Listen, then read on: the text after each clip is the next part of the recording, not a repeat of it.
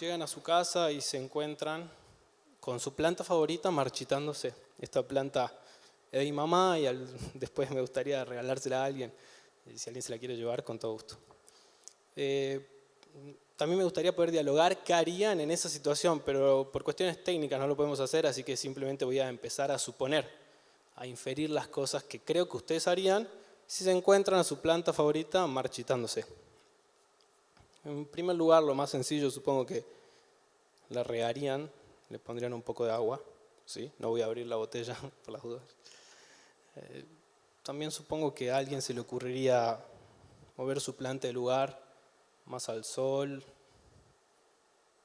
más a la sombra, o juntarla con otras plantas.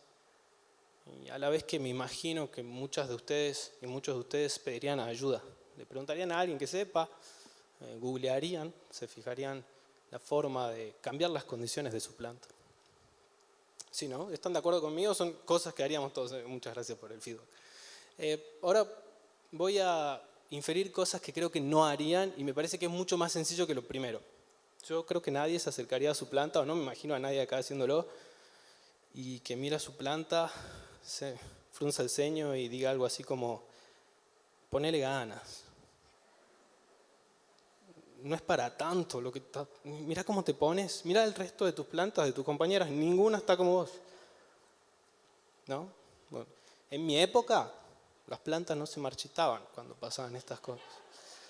O seguramente todos tenemos problemas, pero solamente vos te pones así. Si estás así es porque querés. ¿No? Raro, ¿no? No me imagino a nadie. Si alguien lo hace, bueno, quizá podría pedir una consulta. Y tampoco imagino a nadie dándole la espalda a su planta, ¿no? Porque les importa. No me imagino a nadie dejando su planta marchitar o esconderla en algún lugar y dejar de ver a su planta.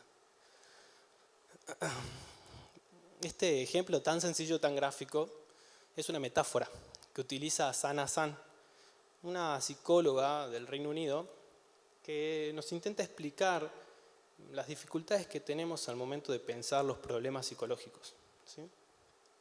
En una era donde cada vez hablamos más de salud mental, no necesariamente, por suerte, no necesariamente estamos encontrando formas verdaderamente útiles para acompañar el sufrimiento que parece cada vez más extenso de los problemas psicológicos.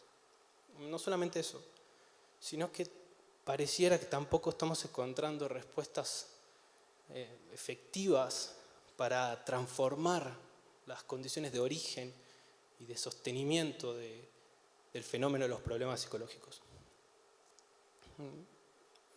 Un problema psicológico no es algo fácil de definir y de hecho es un debate en la disciplina profundo. Pero es importante que sepan una cosa.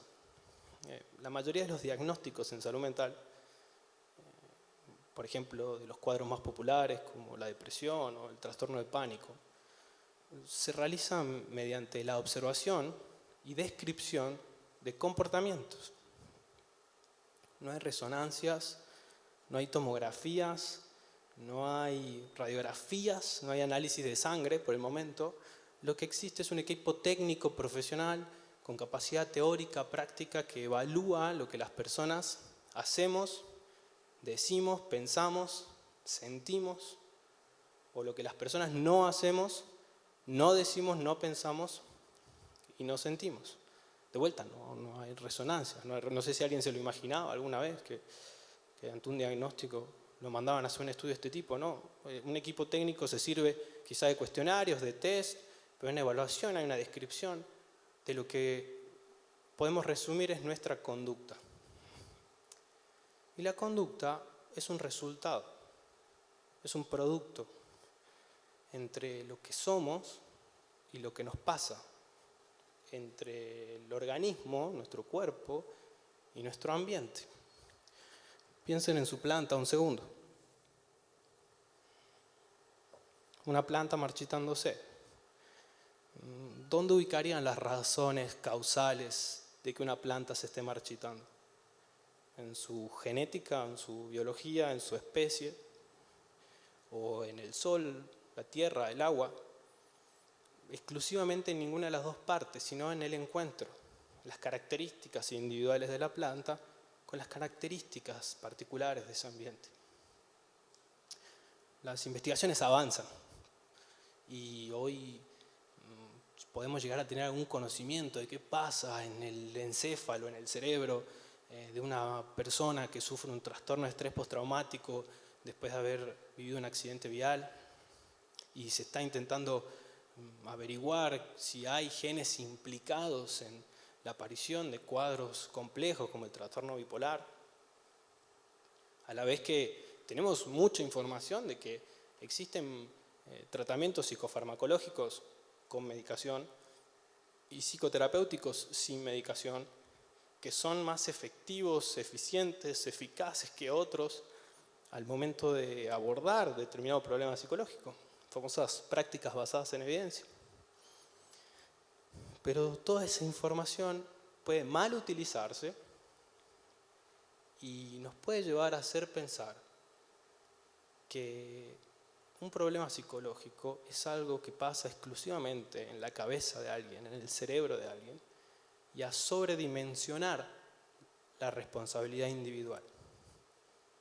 No por nada, cuando una persona sufre depresión y comenta en su entorno que se siente deprimida, lo primero que le dicen es: sé más positiva, no seas tan negativa, no es para tanto, levántate, no pasa nada, mírame a mí me pasaron cosas graves y estoy bien.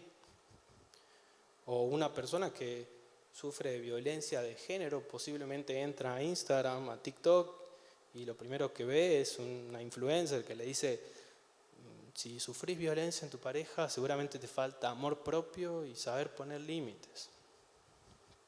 Ni hablar de alguien que tiene problemas con el consumo de sustancias, que tiene que escuchar a funcionarias y funcionarios decir cosas como: todo depende de la voluntad del que consume, aprendan a decir que no.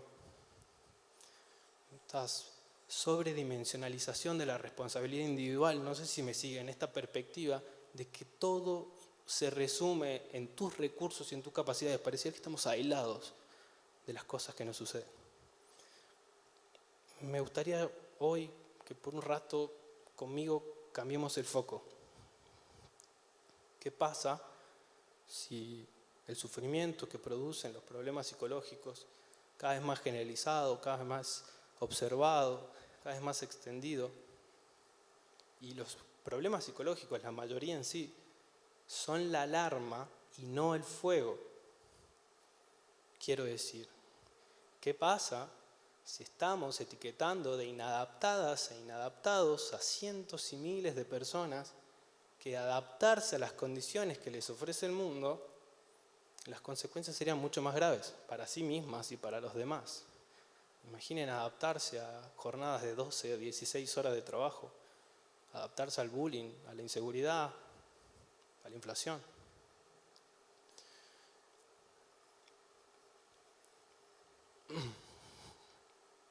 Mi propuesta es la siguiente. En primer lugar, validar y acompañar. Con esto quiero decir, actualmente el discurso de la dictadura de la felicidad, como dice Edgar Cabanas, un colega español, nos indica que lo único que vale la pena es ser felices. Y todo lo otro corremos, huimos, lo descartamos, lo desconocemos en nosotros y en los demás. No hay angustia, no hay ansiedad, no hay culpa, no hay celo, no hay envidia, no hay enojo, no hay ira. Lo único que tiene que haber es felicidad y alegría. Negamos una parte absolutamente constitutiva de nosotros que además es una alarma que nos indica y que nos avisa que hay condiciones a las que tenemos que prestar atención.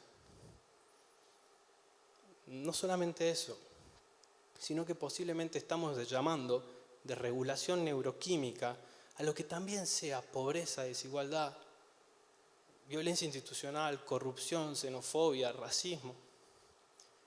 Entonces vuelvo, mi propuesta principal: validar y acompañar. Empecemos a dar lugar a lo que nos pasa. Intentemos dejar de enjuiciar y culpar a las personas que sufren y a nosotros mismos por sufrir, para empezar a entender por qué sufrimos. Para dejar de poner el ojo en la expresión del sufrimiento y empezar a ponerlo en las condiciones del sufrimiento. Eso es validar, eso es acompañar, permitirse estar mal, permitirle al otro que nos comparta, que no se siente bien. Y en segundo lugar, y muy importante, colectivizar el sufrimiento. Hagámoslo parte, compartamos lo que nos pasa, entendamos las condiciones políticas, sociales y económicas del dolor. No es algo que solamente está en nuestra cabeza. Entendamos que un problema social, porque afecta a miles de personas, requiere soluciones sociales, no individuales, o exclusivamente al menos. Y así, como dice Simone Weil, un dolor no compartido es un dolor perdido. A lo que a mí me gusta añadir, que un dolor compartido posiblemente sea una oportunidad. Y quizás ese sea el primer paso para dejar de culpar a nuestras plantas por marchitarse. Entonces, muchísimas gracias. Hasta luego.